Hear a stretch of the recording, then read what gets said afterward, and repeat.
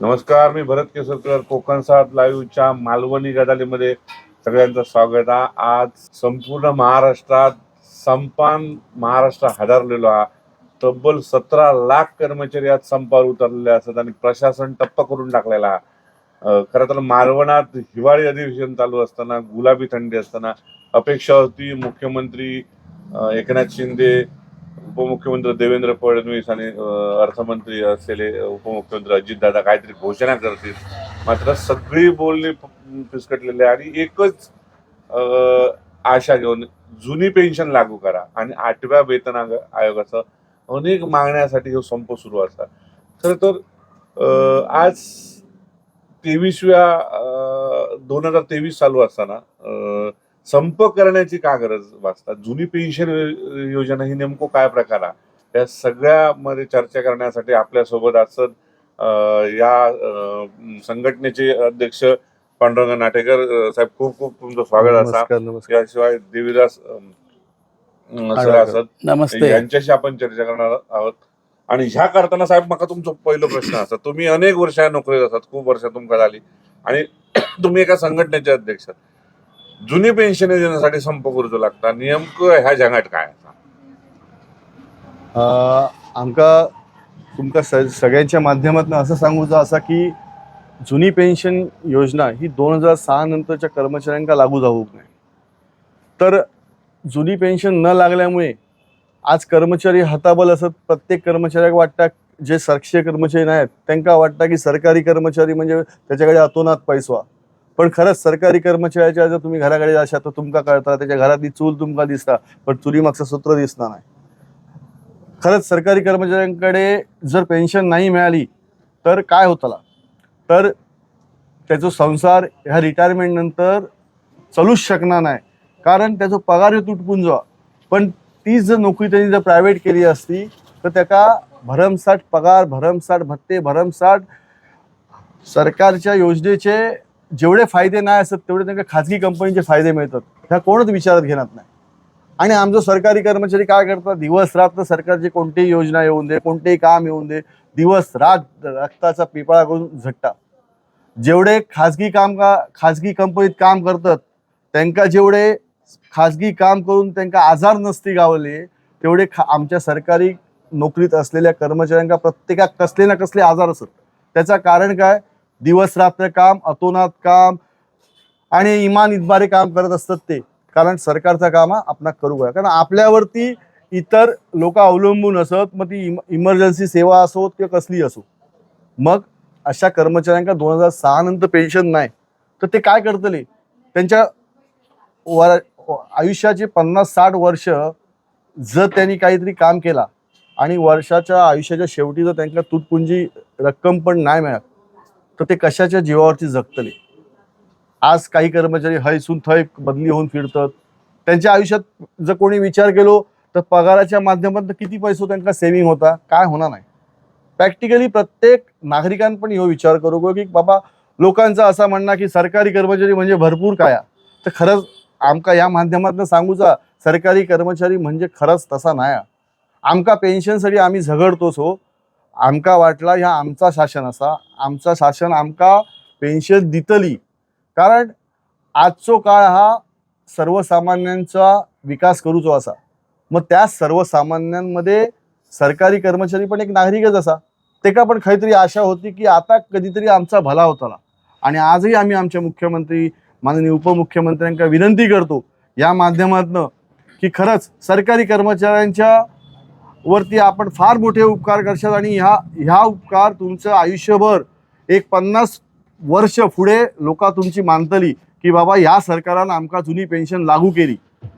ही जुनी पेन्शन योजना खायच्या सरकाराने आजपर्यंत करूक नाही आणि ह्यो तुमका आता चान्स इलो. जर बाकीची राज्य सरकारी कर्मचाऱ्यांना पेन्शन लागू करू शकता तर आपणही करू शकतो. फक्त एक महत्वाकांक्षी योजना होई. जसं आपण म्हणतात आपलं सरकार, तसं आमकाही वाटतं की आमचा सरकार असा, तर आमका विनंती असा की ही पेन्शन योजना लागू करावी. आता ह्यो संप करूचो का लागता, तर ह्यो संप आमका आमचे जे प्रश्न असत, उदाहरण देऊचा लागला तर 10, 20, 30 योजना असा. नगर परिषद कर्मचाऱ्यांका शासनाने 7वं वेतन आयोग लागू केलो, 10, 20, 30 योजना लागू केली. पण नगर परिषद कर्मचारी ही सावत्रपणाची भूमिका घेऊन आजपर्यंत शासनाने 10-20-30 योजना लागू करण्यात एक फक्त GR लागू करून नाही. शासनाच्या लोकप्रतिनिधी म्हणजे माननीय मुख्यमंत्री माननीय उपमुख्यमंत्र्यांना आदेश दिल्यानी की यांका 10-20-30 लागू करा, पण जे अधिकारी बसले असत मंत्रालयात त्यांनी अजून ती योजना फाईल घालूक नाही. जर मुख्यमंत्र्यांच्या आदेशाची जर फाईल एखादो अधिकारी हलवू शकणार नाही तर बाकीच्यांचा काय होता. मग माननीय मुख्यमंत्री साहेबांच्या आदेशाचा अवहेलना करण्यासंदर्भात माननीय मुख्यमंत्र्यांनी त्या अधिकाऱ्यांवर कारवाई करू होई की बाबा हे संप कित्याक करतं, तुमका आम्ही जर आदेश दिलो 10-20-30 योजना त्यांना लागू करण्यासंदर्भात तर अजूनपर्यंत नगर परिषद कर्मचाऱ्यांका 7वे वेतन आयोगाचा फरक कित्याक नाही मिळून 10-20-30 योजनेच्या संदर्भात. तर ह्या मुख्यमंत्र्यांका बारीक सारीक गोष्टी माहीत नसतात की कर्मचारी संप का करतात. तर ह्या माध्यमातून आम्ही सांगतो माननीय मुख्यमंत्र्यांका की नगर विकास विभागात आजपर्यंत जी सावत्रपणाची भावना इतर शासनातले अधिकारी देतात ती भावना साहेब तुम्ही काढू शकतात. हीच भावना या माध्यमातून सांगतो की जेणेकरून आमका 10-20-30 योजना लवकर लागू करू शकतात. एकच तुमचं पुन्हा आदेश व्हायो की बाबा ती 2 दिवसात लागू करा, 2 दिवसात GR काढा. साहेब कोणाक संप करूची इच्छा नाही, कारण प्रत्येक नगर परिषद कर्मचारी रोज अत्यावश्यक सेवेत रोज नागरिकांच्या सेवेत झटत असता. त्याच्या उपर तुम्ही खयचे आदेश काढल्यानंतर झटत असतात. तर एक विनंती आहे आपणाक या माध्यमातून की साहेब नगर परिषद कर्मचाऱ्यांकडे आपण एक आशेर पहा आणि तुम्ही आमचे मंत्रीच असत मुख्यमंत्री असत आणि तुम्ही एक मोठ्या प्रमाणात कोणतरी आशावादी आमका निर्णय देशात ह्या अपेक्षेने तुम्ही आमच्याकडे बघशात आणि आम्ही संपर्क केल्यानंतर तुमका आम्ही दिसतो आणि त्या निर्णयावरती तुम्ही पोचतात की नाही खरंच नगर परिषद कर्मचाऱ्यांचा वर अन्याय झालो ह्या दिसाक वया म्हणून ह्यो संप एक माध्यम असता. कोणाच्या नागरिकांच्या आम्ही कधी गैरसोय करणार नाहीयेत. पण कधीतरी काय असतं की जिथपर्यंत वरिष्ठ अधिकारी तुमच्यापर्यंत जी सत्य बातमी पोहोचवत नाहीत ती तुमका काहीतरी आतली बातमी ठेवून देतात आणि मग जेव्हा आमचे वरिष्ठ नेते तुमच्या समोर येऊन का खुलासा करतात तेव्हा तुमका कळतं की बाबा कर्मचाऱ्यांवर अन्याय झाला. मग साहेब हीच इच्छा की कर्मचाऱ्यांवर अन्याय होऊक नको म्हणून आम्ही तुमका सांगतो की आमचे काही जे मागण्या असतात ते पूर्ण करा आणि संप ह्यो त्याचं एक माध्यम आहे की आमका तुमच्यापर्यंत पोहोचूक एक साधन मिळावं, तुमच्यापर्यंत आमका 4 शब्द बोधाक मिळावे आणि त्या आमच्या ज्या मागण्या आहेत ते कायदेशीर मागण्या आम्ही तुमच्याकडे मागतोच आणि त्या आमका तुम्ही पूर्ण करशात ही अपेक्षा आम्ही व्यक्त करतो. इथे तुमच्याकडे डिव्हिजन्स जे असतात तर डिव्हिजन्स तुमका पहिलो प्रश्न असा जुनी पेन्शन योजनेसाठी हो लढत चालू 2005 नंतर जे लागले त्यांना पेन्शन नाही. नेमकी ही योजना रद्द करण्याचं काय कारण शासनाचा होता, काय वाटतं तुमका ही तफावत शासनाने कशाक ठेवल्या कारण काय झाला नेमका 2005 पासून बंद करूची काय वाटतं. नमस्कार. कारण काय असं आहे आमका कळू गेला नाही. गेनब्याची मेक ही कोणाकडे ही आमका समजणार नाही. पण विषय असो असा 2005च्या अगोदरच्या कर्मचाऱ्यांका जुनी पेन्शन लागू असा आणि 5 नंतर जे लागलेत त्यांना ती योजना बंद केली. आता शासनावरती कुठलो भार पडता हे आमका समजू घेऊचा नाही. इतर देशातील इतर राज्यात 5 नंतरच्या लोकांना सुद्धा पेन्शन सुरू असा आणि महाराष्ट्रातच काय घोडा मारला कर्मचाऱ्यांनी ह्याचा आमका गणित सुटणार नाही. आणि ही पेन्शन तर प्रत्येक माणसाचो जीवनाचा प्रश्न असा. पगार असताना पगार ताबडतोब खर्च जाता आणि निवृत्त त्यांच्याकडे हातात मिळता कायच मिळणार नाही. पगार इलो खर्च केलो आज महागाई खंय वाढली आणि महागाई त्या काय पुरता. सरकारी नोकऱ्यांका पगार किती असतो असून गणित जर केला तर सरकारी लोकांच्या हातात शेवटी भोपळा येतात. पण ही जुनी पेन्शन योजना ही कुटुंबाचं संरक्षण करण्यासाठी असा. आता सरकार काय करणार नाही असं आम्ही म्हणणं नाही, पण संप कशा करूचो लागता की न्याय्य मागण्यासाठी संप करूचो लागता. आमका संप केल्यानंतर संप करी दिसतात लोकांच्या नजरेत, पण त्याच्या आत्मतला काय कोणाक समजणार नाही आणि सरकारबरोबर भांडल्याशिवाय आमका काय मिळणार नाही.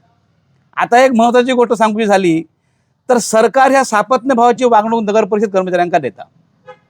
कारण सरकार GR काढता त्या GRचा फायदा महसूल डिपार्टमेंटला होता, इतर डिपार्टमेंटला होता, पण नगरपालिकेक त्याचा काही फायदा होणार नाही. नगरपालिकेक त्या GRचा फायदा होय असा तर DMA कडे परमिशन मागूची लागतात आणि DMA मग त्याच्यात चालढकल करून अधिकारी लोक ते दाबून ठेवतात आणि त्याला वेळ लागता आणि संप करूचो वेळ आता. म्हणजे सरसकट जे परिपत्रकाची काढले असतात GR त्याचा फायदा तुमका होणार नाही असं तुमचा आरोप असो आरोप असा. ह्याचा एक उत्तम उदाहरण मी मगाशी तुमका बोललोय. सरकार काय करणारा अशातलो भाग नाही. मागच्या वर्षी आमचे दीपक भाई केसरकर राज्यमंत्री होते आणि असोच एक उठाव झालो, संप करूचो इलो आणि 7व्या आयोगाचो प्रश्न येयलो आणि 7व्या आयोगाचा प्रश्न येल्यानंतर तो ज्यावेळी मंजूर झालो त्यावेळी आमका तो लावूक नाही, पण शासनाचा जो जी आर होतो तो जी आर बदलला गेलो. आमचे जिल्ह्याचे अध्यक्ष पांडुरंग नाटेकर आणि आमच्या संघटनेचे कार्याध्यक्ष संतोष पवार हे दोन्ही माणूस आमच्या दीपक भाईंका भेटले मंत्रालयात आणि त्यांच्यासमोर हा विषय ठेवलो. दीपक भाईंनी वेळ न दवडता ताबडतोब त्या जी आरमध्ये सुधारणा केली आणि त्या जी आरमध्ये सर्व मुख्य अधिकारी नगर परिषद सावंतवाडी महाराष्ट्राचे असो नोट केलो आणि त्यामुळे आमचा 7वा आयोग ताबडतोब लागू झालो. म्हणजे खैतरी विषय तो मिटता. जसं आता आमच्या जिल्ह्यात सांगितला की 10-20-30 प्रश्न असा तेव्हा तर DMA कडे राहिला, वित्त विभागात फाईल गेली, मुख्यमंत्र्यांनी जाहीर केला आणि अधिकारीच देणत नाही म्हणून तर संप करण्याचा प्रश्न येलो ह्यो. तसोच एक दुसरा विषय असा की अनुदानाचो 2009 पर्यंत जकात नाकी होती. 2009 नंतर जकात नाकी बंद झाली. त्याच्यानंतर जकात नाकी बंद झाल्यानंतर जो काय आर्थिक खळगो पडतो नगरपालिकेचो त्याचो भार गव्हर्नमेंटने उचललो आणि ते पैसे जकातचे गव्हर्नमेंटने आमच्याकडे देणं कबूल केला.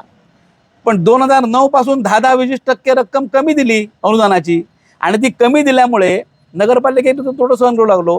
पूर्ण महाराष्ट्रात म्हणा किंवा आमच्याकडे म्हणा जे रिटायर कर्मचारी आमचे झालेत त्यांना आता लिस्टमध्ये राहू लागतात, लाईनमध्ये त्यांना रिटायरमेंटचे पैसे आमच्याकडे नगरपालिकेचे पैसे नाही, अनुदानाची वाट बघूची लागता.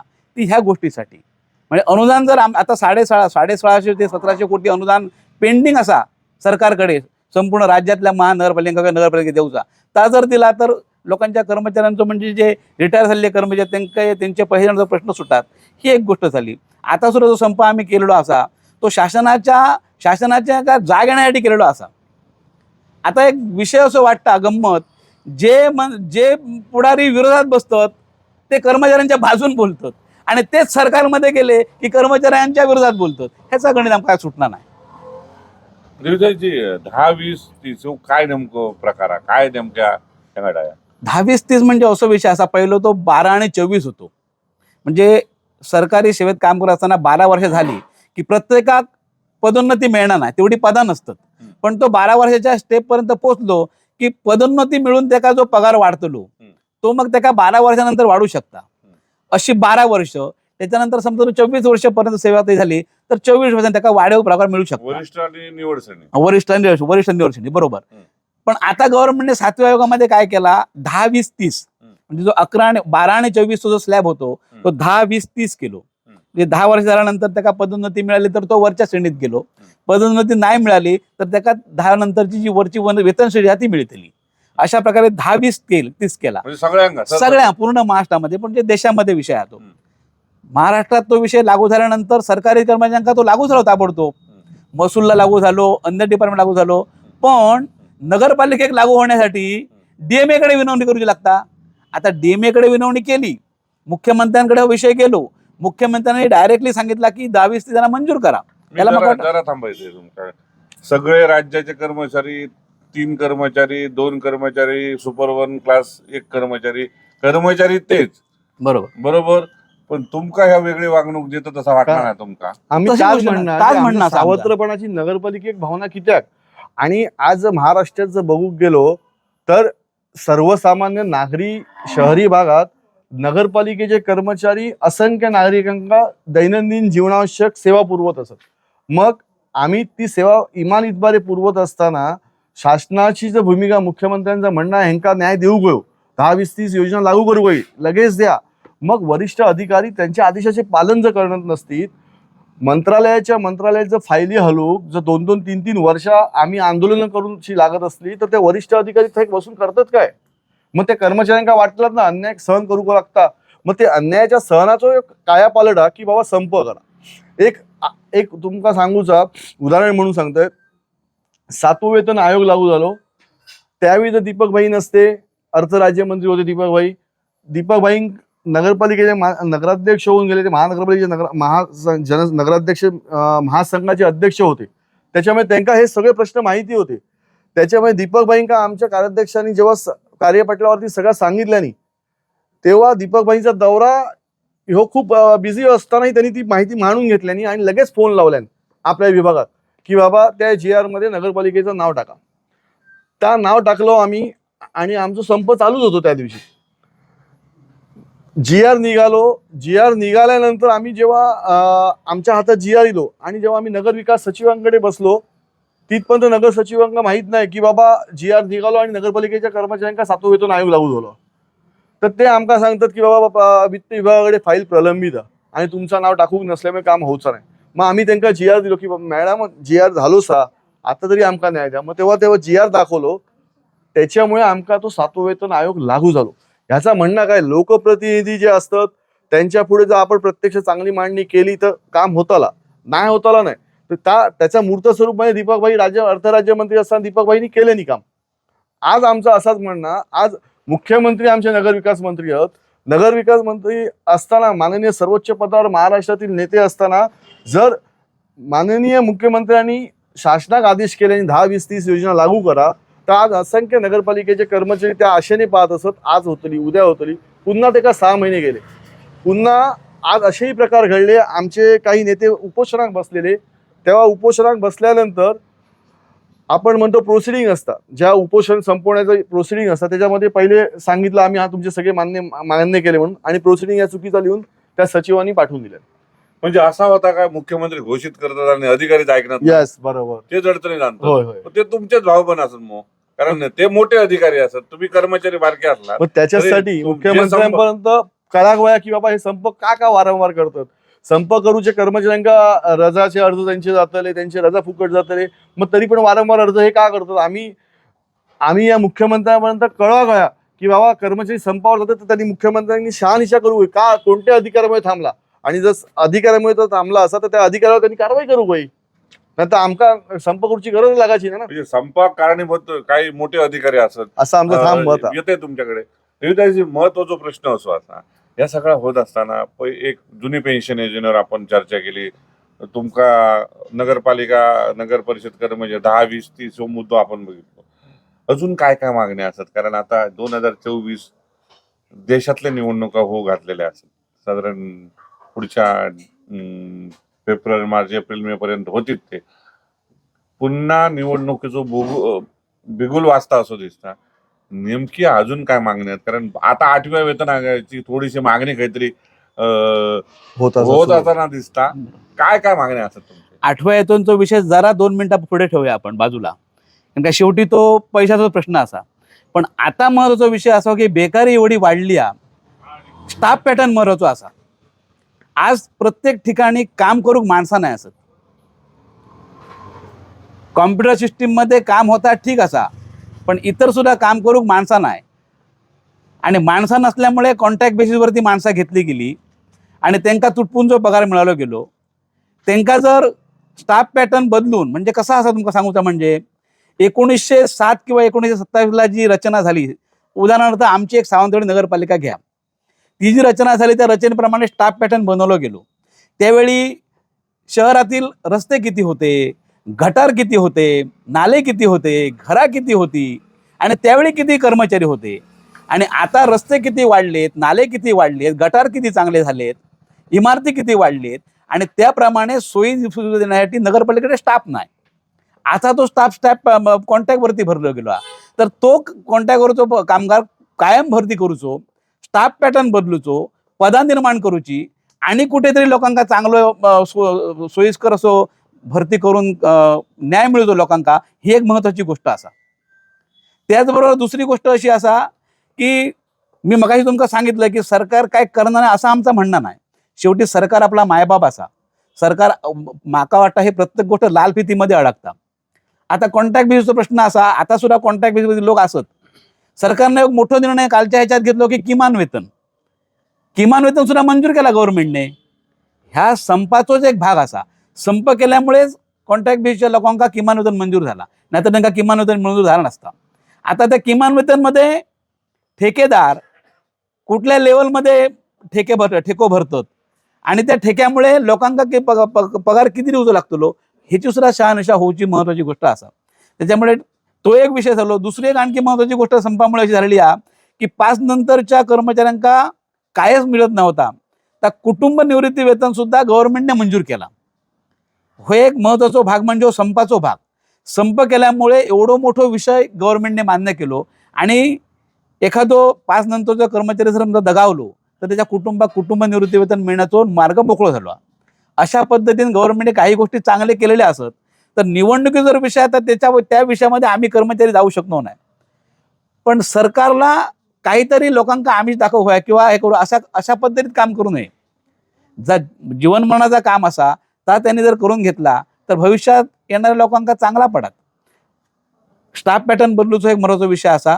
स्टाफ पॅटर्न आजच्या लोकसंख्येच्या आधारावरती स्टाफ पॅटर्न करूचो म्हणजे जे संवर्गमध्ये अधिकारी वरसून भरले जातात त्याचबरोबर खाली सुद्धा शिपाई दर्जाचे कर्मचारी असतील, लिपिक दर्जाचे कर्मचारी असतील, हे सुद्धा स्टाफ पॅटर्न बदलून ते भरण्याची जबाबदारी सरकारने घ्यायची ही आमची मागणी असा.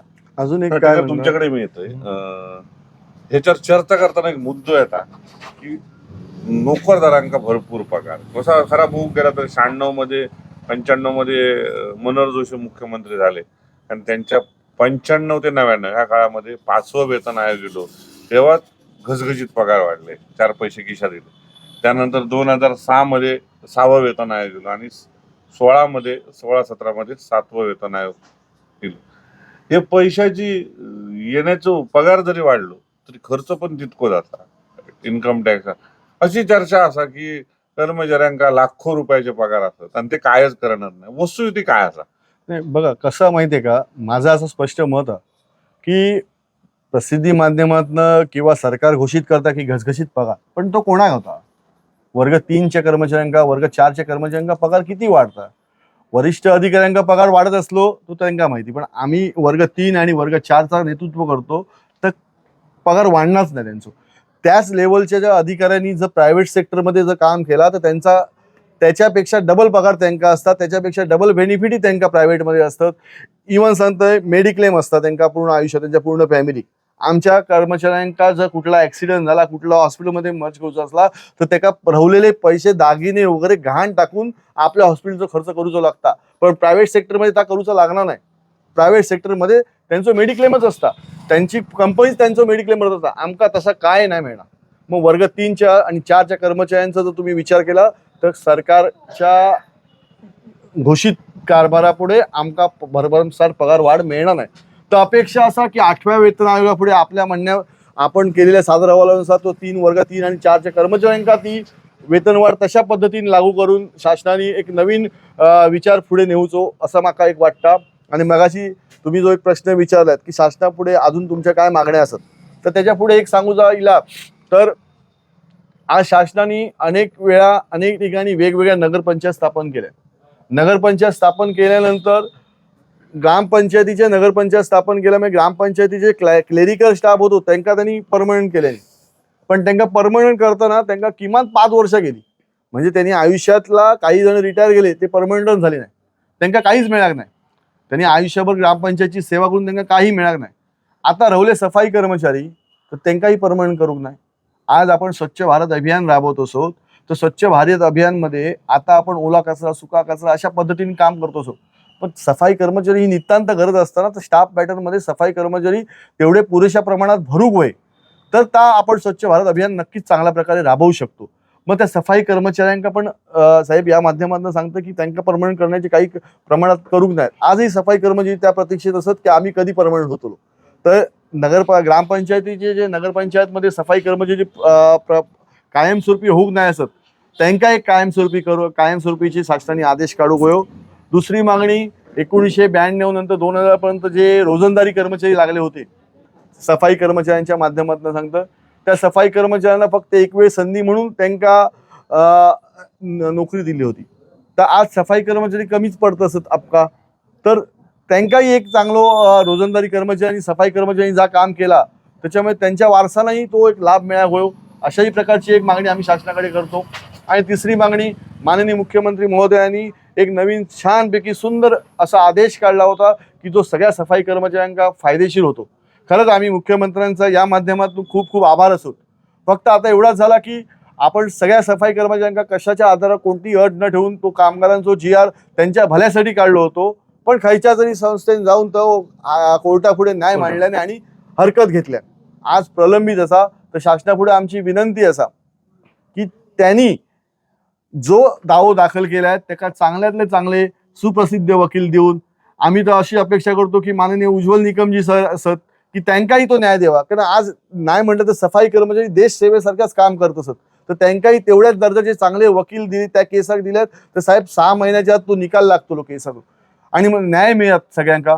आणि एक त्या कोर्टाच्या एका केसच्या अनुषंगाने सांगतोय की त्यांनी काय म्हटलं की या समाजाकच तो जी आर लागू होयो असा जा म्हटला, आणि त्याच्या नवीन जी आराक त्यांनी जर स्टे घेतली असेल तर जुना जो जी आर असा तो पूर्वलक्षी प्रभावित कोर्टापुढे असा मांडू गोया की पूर्वलक्षी प्रभावाने तोपर्यंत या दाव्याचा निर्णय लागेपर्यंत पूर्वलक्षी प्रभावाने तो लागू होयो. याचा फायदा काय होतो लो की जे कर्मचारी खरंच आज काम करत असत ते रिटायर होत असत. आज कोर्टाचा निर्णय कधी लागत कोणाक माहित नाही. आज 2 महिन्यांनी रिटायर झाले कर्मचारी असत, त्यांच्या वारसाने कामावर घेऊ शकलो नाही. कशाक घेऊ शकलो नाही की ती कोर्टात केस केली, तर त्याच्यामुळे त्या जी आरचा निर्णय होईपर्यंत पूर्वलक्षी प्रभावाने जा होता तसा त्या पद्धतीत लागू करू गोया असंही मुद्दे कोर्टापुढे मांडा गयो. हेही आम्ही तुमच्या शासनापुढे मांडतो.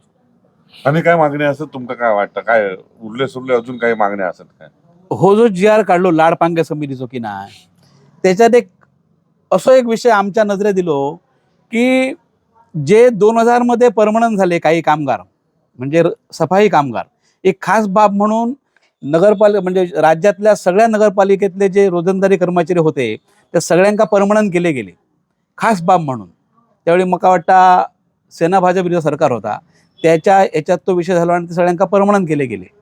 परंतु आता जो शासनाने जी आर काढलो मुख्यमंत्र्यांनी चांगला निर्णय, आता आमचे अध्यक्ष बोलले खरोखरच चांगला निर्णय काढलेलो होतो. जी आर त्यांच्याने तो काढलो पण बोलल्याप्रमाणे की लाडपांगे समितीचा मागचा सगळा रद्द करून ह्या आताच्या आदेशापासून सर्वसमावेशक असो कायदो की जे कोण सफाई कामगार असतील मग ते कुठल्याही समाजाचे असो, ओपन समाजाचे असो किंवा मागास, त्या सगळ्या कर्मचाऱ्यांका वारसा हक्क लागू होयो.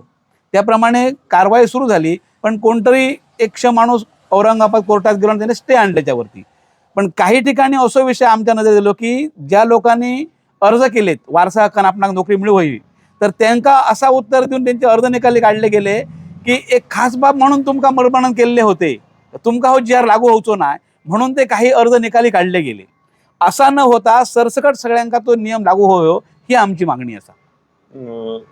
नाटेकर साहेब, एक मोठो मुद्दो समोर येता की जुने जे लोक लागले 75, 80, 82, 85, 9 हे आता रिटायर होऊ लागलेत वयाच्या 58 वर्षानंतर, आणि अशा वेळी कर्मचारी संख्या अपुरी आहे. मग तुम्ही बघितलात जवळजवळ 45% आरोग्य खात्यात जिल्ह्यात कर्मचारी नाही असत, शिक्षण विभागात सगळी पदाधिकता असत,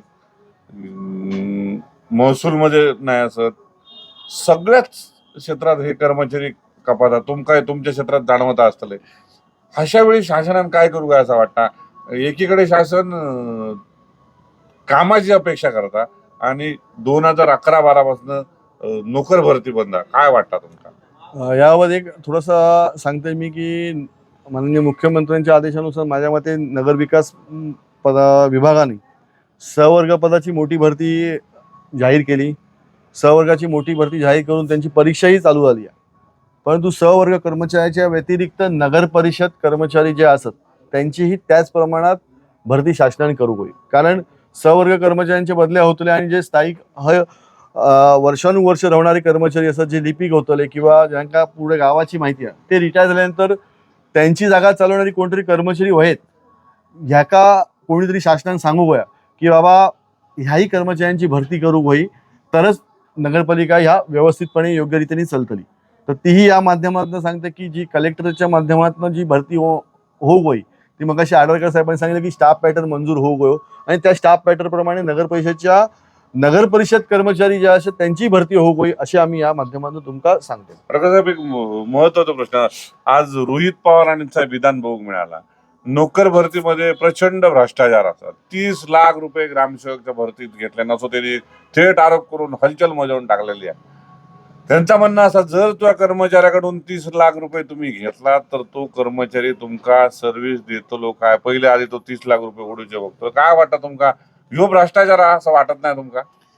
आता रोहित पवारने जो विषय काढलो त्या विषयावरती एवढ्या सखोल आम्ही बोलू शकत नाही. आम्ही कर्मचारी असो, पण ह्या आम्ही फक्त कानानं ऐकतो, पेपरमध्ये वाचतो की एवढं भ्रष्टाचार असा. पण गोष्ट खरीच असा की एवढे पैसे जर कोणीतरी घेतले असतील तर मग तो वसूल करण्यासाठी आपले पर्याय वापरतोच. पण एवढे पैसे देऊन नोकरी लागता ह्या पण विचार करणारी गोष्ट असा. पण एक गोष्ट अशी असा, आता रोहित पवारचं नाव तुम्ही घेतलात म्हणून सांगतोय, पेन्शनचा विषय जो असा, परत मूळ मुद्द्यावरती मी येतोय की रोहित पवारची असं एक स्टेटमेंट होती आमदारांची, रोहित पवारांच्या, की त्यांची म्हणणं कधी येला की त्यांच्या काकांनी एक स्टेटमेंट केलेली शरद की पवारांनी. रोहित पवारचे काका अजित पवार, हा. ते काकाच लागतं ना त्यांचे, हो. काकाच हो, लागतं नातेवाईक. नाते, की एका अधिकाऱ्याच्या पगारामध्ये तीन तीन कर्मचारी काम करतील कॉन्ट्रॅक्ट बेसिसवरती, असं अजित पवार बोललेत. पण त्याच्यावरती लगेच ट्विट केला रोहित पवारने की एका आमदार खासदाराच्या पगारावरती 5-5, 10-10 कर्मचारी काम करतील. त्याच्यामुळे ह्याच्यात आणि आम्ही काय बोलूचा. मग ह्योच अँगल तुमका देते. 350च्या वर कोटी मिळाले काँग्रेसच्या खासदाराच्या घरात, त्यांना पेन्शनची गरज आहे वाटतं तुमका? ह्या जनतेने विचार करण्याची गोष्ट आहे. आम्ही कर्मचारी ह्या गोष्टीवरती आम्ही सखोल बोलू शकतो नाही. पण तुम्ही संघटनेचे अध्यक्ष आहात, बोला बा तुमका. संघटनेच्या वतीने बोलूचा असला तर मग ती गोष्ट खरीच असा ना. 350 रुपयाचा घबाड एका आमदाराचं, मग कुठल्या 350 पक्ष, कोटी कुठल्या पक्षाचं होते, 350 कोटीचा घबाड जर एका आमदाराच्या घरात मिळता, खासदाराच्या, तर ह्याच्यावर भ्रष्टाचार आणि कुठलं म्हणू होयो ह्याच्यात काय आपण. बरं, ही पेन्शन ते सगळे सुखच आहे, विमान प्रवास मोफत, रेल्वे प्रवास मोफत आणि पेन्शन. आता प्रियंका पण 15-20 हजाराच्या नाव, ते जर फॉर्मॅट बघितला त्यांचं, आता मोबाईल फ्री झाला आणि त्यांना पुन्हा मोबाईलचा बिल 15,000 येतात, टेलिफोनचा. या काहीतरी विसंगत वाटणार नाही तुमका? विसंगत वाटणं म्हणजे विसंगती असाच. आता मग एक सांगा तुम्ही, मुख्यमंत्र्यांनी एवढं चांगलं GR काढलो, चांगलो निर्णय घेतलो लोकांच्या भल्यासाठी, खरोखरच चांगलो GR की 5 लाखापर्यंतचा दवा माफ प्रत्येक हॉस्पिटलमध्ये, मग तर सरकारी हॉस्पिटल असू दे, खाजगी हॉस्पिटल, प्रत्येकाक माफ. पण त्याच्यात सरकारी कर्मचारी नाही. आम्ही ज्यावेळी आमची स्वतःची किंवा आमच्या मित्रमंडळाची नोंद करून गेलो, त्यावेळी त्यांना सांगितलं गेलं की सरकारी कर्मचारी आता तुमका त्याचे फायदे मिळूचो नाही. मग आमका उपयोग काय, आमका पगार किती मिळतं आणि आमका त्याचा उपयोग नाही. पण हीच गोष्ट रिटायर, एक आमदार 5 वर्षांनी रिटायर झालो की त्याला सगळा मिळता, सगळे भत्ते मिळतात, सगळे पेन्शन चालू दे का. मग तीच गोष्ट गव्हर्नमेंटने जर सरकारी कर्मचाऱ्याच्या बाबतीत पेन्शन लागू करून केली तर सरकारला भरपूर फायदा होईल आणि हो प्रश्न जो असा तो मिटलो जाईल आणि उद्याच्या भविष्याची चिंता त्यांच्याने न करता ते व्यवस्थित परत काम करतील. आताचा सरकार जर पेन्शनचा विषय त्यांच्याने मिटवलो तर. आठवकर, तुमच्याकडे येण्यापूर्वी तुमका एक प्रश्न विचारतोय. आठवकर, त्या सगळा बघू गेला तर तुमचे सगळे कर्मचाऱ्यांचे हे सगळे स्टेज दिलेले आहेत, class 4, class 3, class 2, class 1, super class 1. पगारामध्ये तफावत असा, सुविधा पण जी दिली जाता, मग तो कलेक्टर आपण बघितले, डेप्युटी कलेक्टर बघितले, प्राण बघितले, तहसीलदार बघितले, SP बघितले, हे जे मोठे अधिकारी आहेत त्यांना रेल्वे प्रवास मोफत, त्यांना मुंबईत गेले तर सगळा मोफत, सगळ्या सुविधा ह्या एकीकडे त्यांना सुविधा दिल्या जातात आणि तुम्ही चतुर्थ कर्मचाऱ्यांचा म्हटलात की त्यांना सुविधा नाही. असे का हे तफावती तुमका जाणवत नाहीत का? एक संघटनेचा अध्यक्ष म्हणून जाणवतं का तुमका? 100% जाणवतात. ह्याच्यात कुठेतरी बदल होयो, ह्याच्यात बदल होयो म्हणून तर आमचे हे संप वगैरे चालू असतात. आता IAS अधिकारी असतात ते ह्या ठिकाणी ढुंकून बघणारच नाही खालच्या लोकांवरती. तुम्ही आता विषय केलात तो बरोबर विषय केलात. आम्ही एक जिल्ह्याच्या अधिकाऱ्यांकडे आपण एक निवेदन घेऊन गेलो, त्यावेळी ते पण बोललेत की आपणाक सगळा समजता, पण DMA तुमच्यावर अन्याय करता. म्हणजे सरकार तुमका देता पण DMA अन्याय करता, DMA ताबडतोब मंजूर करणार नाही.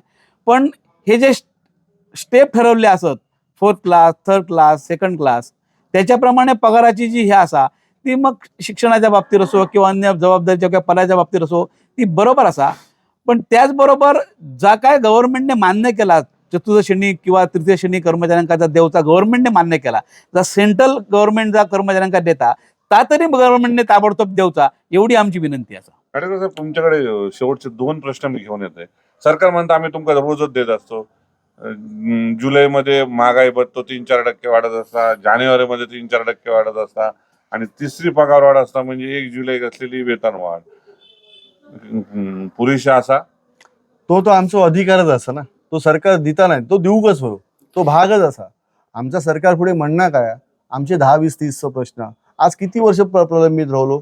मगाशी आता तुम्ही प्रश्न विचारला त्यांका की प्रवास खर्च किंवा थंय मुंबईत, तर आमच्या कर्मचाऱ्यांका मुंबईत मिटिंगेक जाऊचा लागला, मग तो नागपुरात नाही, कोकणात नाही, वगैरे खैसूनही घाटावर नाही, तो मुंबईत गेल्यानंतर होतो खय, त्याका प्रवास भत्तो किती दिला होता, किरकोळ दिला ना मत, त्याच्यापेक्षा तिकिटाचे दर किती आहेत ह्याचाही शासन विचार करणार नाही. म्हणजे जर तिकिटाचा दर, रेल्वेचा दर 1000 रुपये असलो तर आमका मिळते 400 ते 500 रुपये, म्हणजे त्यांनी आपल्या पगारात 500 रुपये खर्च करू. सुपर 2 टायरचे 1700 रुपये मिळतात. बरोबर. दुसरी गोष्ट, तो उतरलो खय, तो उतरल्यानंतर खय राहतलो, हॉटेलात राहलो, त्याची कॅपॅसिटी नाही असा, मग तो खय राहता, नातेवाईकांकडे जाता, किंवा नाही मिळालं सुलभ शौचालयामध्ये पण आंघोळ करता, किंवा रेस्ट हाऊस मध्ये कोणातरी रिक्वेस्ट करून राहता. मग हे हाल आमच्या कर्मचाऱ्यांचे असत, ह्या मका म्हणणं. त्याच्यामुळे ह्याही समस्येकडे आमच्या मागणी असा की नगर परिषद कर्मचाऱ्यांसाठी एक मुंबईसारख्या ठिकाणी किंवा खैसरच्या ठिकाणी एक चांगला निवासस्थान बांधावा की जे मिटिंग घेतली त्यांना रवायचं स्थान मिळेल. फक्त ISI अधिकाऱ्यांका रवण्यासाठी बांद्रा रेस्ट हाऊसला सोया, तशी MGPचा रेस्ट हाऊस हा, तसा नगर परिषद कर्मचाऱ्यांसाठी पण एक रेस्ट हाऊस व्हावा की जे मिटिंग घेतली त्यांना त्या रवाक मिळतात, म्हणजे जेणेकरून त्यांचा खर्च वाचत. रेल्वेच्या किंवा बसचा जो प्रवास भत्त्याचा खर्च त्याच्यातही वाढ करून मिळावी, ही आमची एक मागणी आहे. तुम्ही काहीतरी याच्यावर बोला होता. आता तुम्ही जो विषय केलात की महागाई वाढता, अमुक वाढता, तमुक वाढता, अध्यक्ष आमचे बोलले की तो आमचा हक्कच असा. गव्हर्नमेंटने तर दिलेला, आता वर्षात 2दा महागाई वाढता, ती देऊ का गव्हर्नमेंटने. त्याच्यावरती माका एक बोलूचा असा, आता जी चालू वस्तू तुमका मी सांगतोय, आता 1 जुलैपासून 4% वाढले. 4% लोकांका दिसताना सरकारी कर्मचाऱ्यांका 4% वाढले, पेपरमध्ये बातमी 4% वाढले. ठीक आहे, 4% वाढले. किती पैसे मिळाले महिन्याक? खालच्या कर्मचाऱ्याक 800 रुपये, त्याच्यावरच्या कर्मचाऱ्याक 1200 रुपये, किंवा त्याच्यावरच्या कर्मचाऱ्याक 2000 रुपये जास्तीत जास्त. ह्याच्यावर तर महिन्याक पैसे वाढवू नये त्यांचे, आणि ते सुद्धा जुलैमध्ये वाढले, आमका दिले आता डिसेंबरमध्ये, फरक दिलो असा, त्याच्याबद्दलही वाद नाही. पण माका तुम्ही सांगा, 1800 किंवा 2000 वाढले, महिन्यात खर्च किती? आज तूर डाळ झाली 200 रुपये किलो, इतर कडधान्य झाला 200 रुपये किलो, आणि हे पैसे पोचतले कसे, आणि महागाई वाढून फायदो काय आमका? मग या वाढीवचो घरपड महागाई वाढली म्हणतात ना, त्याचं पण तसं काय फायदो आमका नाही. पण शासनाच्या नियमाप्रमाणे मिळतात आम्ही घेतो. पण लोक जे उहापोह करतात की अमुक वाढला, ह्यांची मजा, त्यांची मजा कशी? पेट्रोल किती वाढला? पेट्रोल वाढला किती? 1 लिटरात गाडी किती चालतात? आता गाड्याचा मायलेज पण कमी. अगोदर माकडा जास्त, आता गाडीचा मायलेज पण कमी. 1 लिटरमध्ये किती चालतात हे तुमका मिळाला. त्याच्यामुळे ती टक्केवर म्हणून उपयोग काय, हो पण विषय मरवतो असा. आणि ही 10, 20, 30 मी तुमका सांगितलं ना गोष्ट, की जिकडे मॅन पॉवर नाही तिकडेच देऊ नये असा. आता आम्ही नगरपालिकेचा बोलतो, पण माका वाटतं जिल्हा परिषदमध्ये सुद्धा शिक्षक कर्मचाऱ्यांका सुद्धा माका वाटतं ती 10, 20, 30 लागू नये असा, त्यांची पण मागणी असा ती. म्हणजे आणि नियम सरकारी- काढताना तो सगळ्यांका त्याची अंमलबजावणी व्यवस्थित होणार नाही. अंमलबजावणी नाही. नाटेकर काय म्हणतात? माझं म्हणणं काय आहे की सरकारी कर्मचारी हो टॅक्स सगळा भरता. सरकार जो उत्पन्न आहे ना, त्या पगाराच्या व्यतिरिक्त आमचं पगारातनं कपात केलो टॅक्सही जात असा. खंयचो गव्हर्नमेंट कर्मचारी टॅक्स चुकवणार नाही. मग ह्या टॅक्सच्या स्वरूपातही मिळता. बाकीचे लोक किती काय करतात ह्या कोण विचार करत नाही. मग एक उद्योगपती काय करता ह्याचाही कोण विचार करत नाही, किंवा काय सर्वसामान्य नागरिक असतात. मग आम्ही जर इमान इतबारे सेवा करतो, गव्हर्नमेंटचा टॅक्स भरतो, तर आमचे अधिकार माय बापान आमका देऊ गये एवढीच विनंती आम्ही करतो. मी तुमच्याकडे येते. तुमका एक महत्वाचा प्रश्न मी घेऊन येतोय. ह्या सगळ्या चर्चा करत असताना लोकांचा मात्र आरोप होता सरकारी कर्मचाऱ्यांकडून मोठ्या प्रमाणात भ्रष्टाचार होता, म्हणजे सगळ्याच खात्यामध्ये. आणि असो आरोप केला जाता की ह्यांका पगार असताना भ्रष्टाचार करूची गरज काय, कामा वेळेत होत नाही, फायली क्लिअर होत नाही, दिरंगाई केली जाता, लोकांका 5-5 वेळा, 10-10 वेळा, 2-2 महिने पण खेपे मारूचे लागतात. ह्याच्या बाबतीत तुमका काय वाटतं? एक गोष्ट जर बघू गेली तर सरकारी कर्मचाऱ्यांच्या पगाराबाबतीत जी ओरड असा लोकांची, ती त्यांची रास्त ओरड असा, कारण काय ते बेकार असत, त्यांना पण पैसे मिळत नाही. आता जे ओरड मारतं त्यांच्यातलं एखादं जर घटक किंवा त्याच्यातला एखादा माणूस सरकारी कर्मचारी असात तर त्याच्यातलं कोण ओरड मारूचो नाही. जे कर्मचाऱ्यांच्या व्यतिरिक्त कुटुंबातले लोक आहेत ते ह्या बोलतले. आणि एक दुसरी गोष्ट मी प्रामाणिकपणे सांगतोय, सरकार जर आपणाक पगार दिता तर त्या पगाराप्रमाणे आपण काम करू आहे. आणि भ्रष्टाचार जो विषय आहे ना तो पूर्णपणे चुकीचा असा. जर एखादं कोणतरी भ्रष्टाचार करता असा तर त्याला पाठीशी घालायचो नाही. भ्रष्टाचार तो भ्रष्टाचार असा, त्याच्या बाबतीत आम्ही पाठीशी घालू शकत. तुम्ही मला प्रश्न करताना तुम्ही संघटनेचे अध्यक्ष आहात किंवा उपाध्यक्ष आहात, तुमचा संघटनेचं म्हणणं काय, तर माझं म्हणणं असा की भ्रष्टाचाराच्या विरोधात आम्ही असो.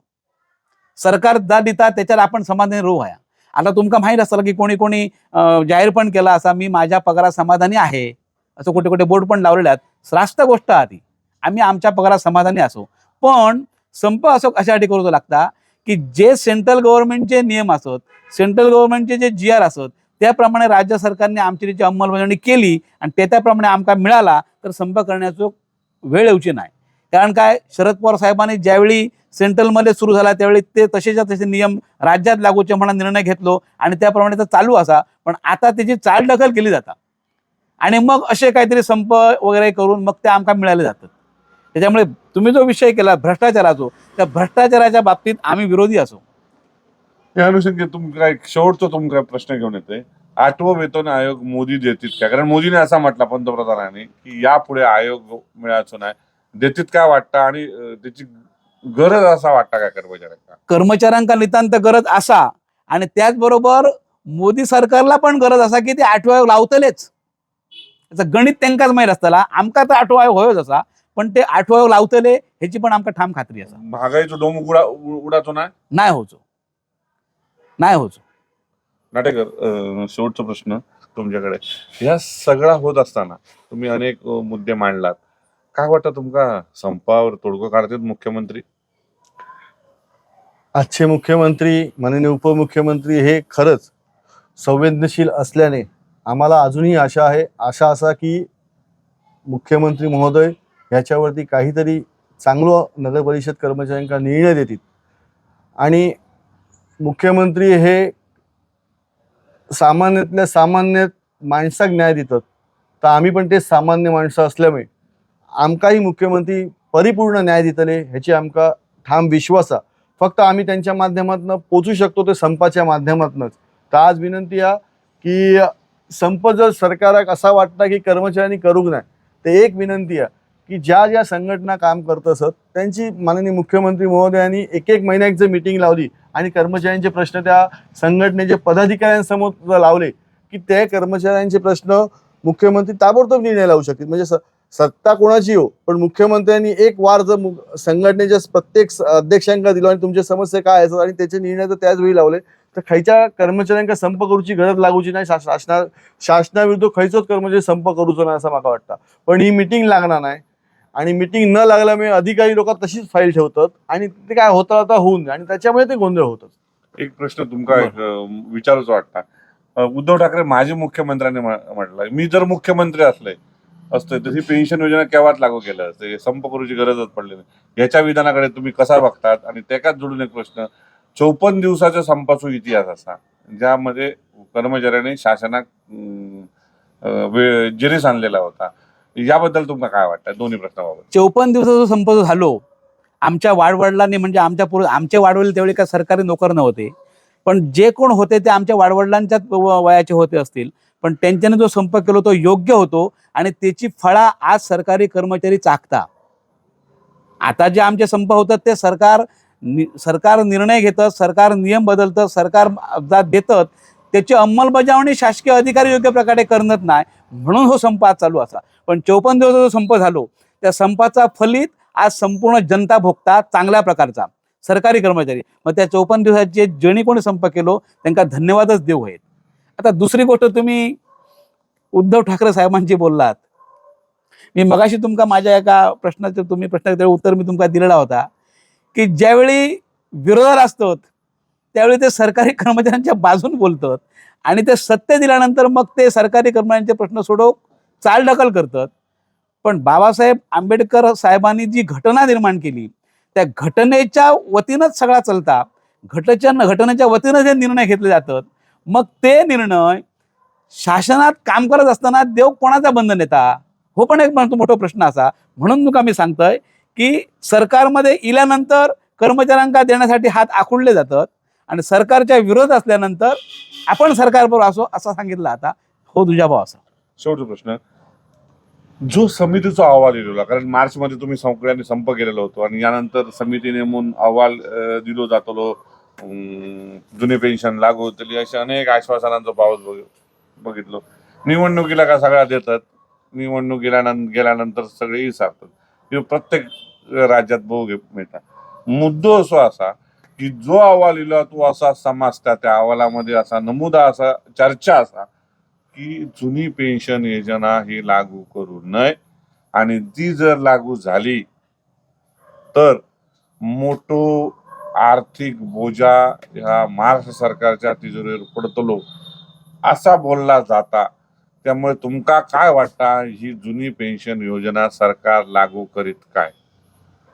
जुनी पेन्शन योजना सरकाराक लागू करूकच होईल. कारण आज जे तुम्ही बघशात तर 2005 नंतर जे कर्मचाऱ्यांची संख्या बघल्यात तर ते मतदारच असत. त्यांचा मतदाराचं मतदानात रूपांतर होऊ शकतं. आणि आज सरकार जर चांगला काम करत असा तर चांगला ह्योही निर्णय घेऊ गयो धडाकेबाज. आमचा असा म्हणणं की बाबा तुम्ही जुनी पेन्शन लाय. जुनी पेन्शन लावून जर सरकारवर बोजो सरकाराक वाटत असतात तर असे अनेक निर्णय सरकाराक घेऊ गये की ज्याचं आर्थिक बोजो वाढता. अनेक निर्णय सरकारने आत्मपरीक्षण करावा की आम्ही माध्यम बोलू शकतो नाही की कशावरती निरीक्षण करू गया आणि कसो बोजो कमी करू गयो. आमच्यापेक्षा मातब्बर अधिकारी ज्यांनी निर्णय घेतल्यानी की बोजो आर्थिक वाढता तर त्यांना आधी पहिले निर्णय कळा गयो होतो की बाबा आर्थिक बोजो ज्याच्यावर वाढता तर ते बोजो कमी करू लावू गये. जसं आपण म्हणतो नगरपालिकेत कामाक लावताना नगरपालिकेच्या आर्थिक उत्पन्नाचा किती स्तोत्र हा या बघितला होता, तसाच त्या सरकारांच्या वरिष्ठ अधिकाऱ्यांनी बघू गया होता की बाबा शासनाचा आर्थिक स्तोत्र खंय चुकता असा तर त्याच्यावरती जोर लावू गये आणि थंय काटछत्री लावू गये आणि कर्मचाऱ्यांना त्यांचे न्याय हक्क देऊ गये आणि पेन्शन योजना लागू करू गये अशी आमची मागणी आहे. जर सरकार नाही लागू केला काय भूमिका असते? तुम्ही गप्प राहताल का संप मागे घेताल का चालू ठेवताल? संप होतो संप होतो. धन्यवाद नाटेकर साहेब. आपल्यासोबत होते पांडुरंग नाटेकर आणि देवी साहेबजी, दोन्ही संघटनेचे मातब्बर नेत्यांशी आपण चर्चा केलो.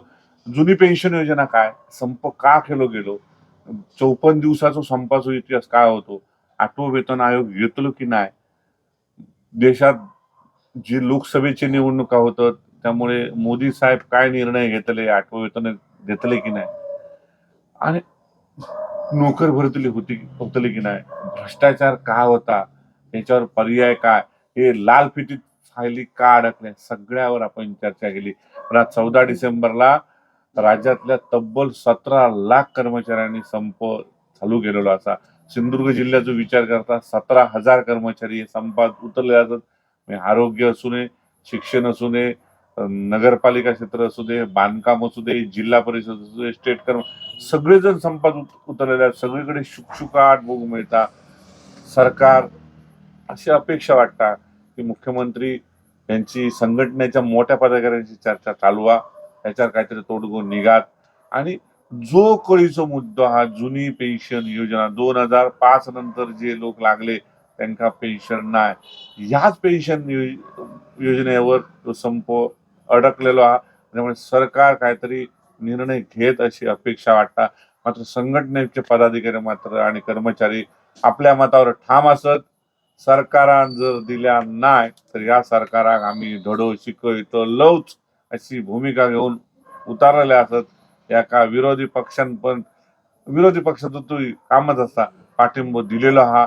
नागपुरात गुलाबी थंडी चालू आहे, जोरदार घमासान चालू आहे. मात्र सिंधुदुर्ग जिल्ह्याचा विचार करता जिल्ह्यातला प्रशासन या टप्प झालेला बघू मिळता.